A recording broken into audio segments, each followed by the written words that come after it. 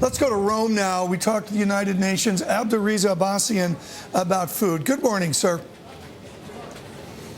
Good morning to you. You look at food now, the media talking here about higher corn, higher wheat. Put in scale what the UN is doing right now. What is the UN's mission to assist poorer countries given these newly high food prices?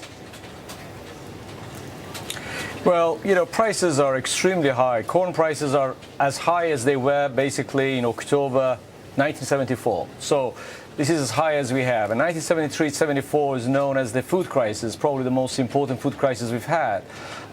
So these are not easy times. Fortunately, we haven't had a crisis yet in spite of the high prices, but we have to prepare for a year that comes. Now, if the harvests are not big enough, we may have one.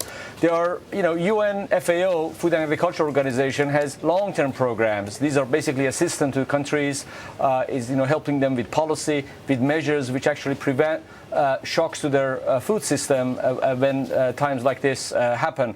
But there is also the World Food Program, which actually aims at helping the countries when there is when there is a need for more food. So they give actually food aid. There are a variety of UN programs with different targets and right. different, I would say, programs. Yes. I want to focus on this chart, dreaded first chart, folks. And we've seen this many times before. It's inflation-adjusted food, the wonderful series that's put out by Mr. Abbassian's unit at the United Nations.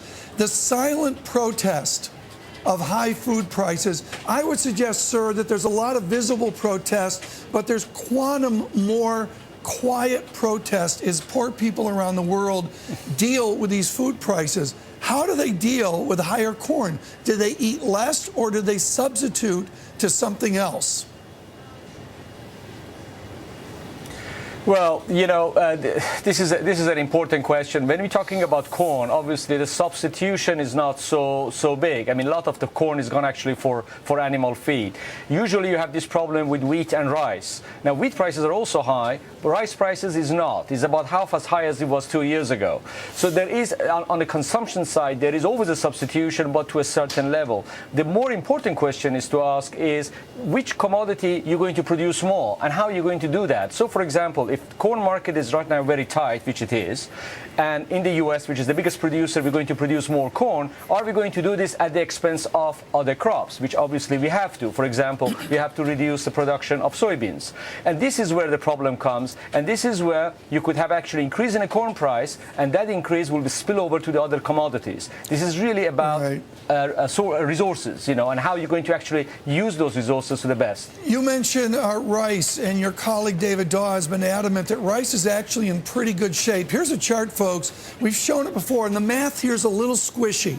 This is inflation-adjusted rice, but it's sort of hard to get a handle on getting a good series on this. I call it, Mr. Abbassian, the critical staple food in rice. Is there a fear here that rice will move up and join corn and wheat higher, or is there a confidence that they will come down and meet rice in a more reasonable price?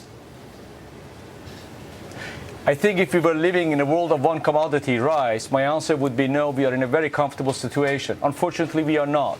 What happened in 2007 and 2008 was somewhat similar. The rice situation was not bad at all. Inventories were not bad. But what happened was that the rice-producing countries put export restrictions on their rice. They were fearing, domestic inflation, driven by wheat and other foodstuffs. So should that happen, rice market is a thin market, is a small market, is enough for one or two exporting country to impose a restriction, and you could see rice prices basically twofold from one day to next. So there is always this danger. Fortunately, so far that has not happened. Right. We hope that the market could actually continue on this same line for at least the next few months. With the United Nations in Rome, Abdolreza Abbassian, thank you so much, sir.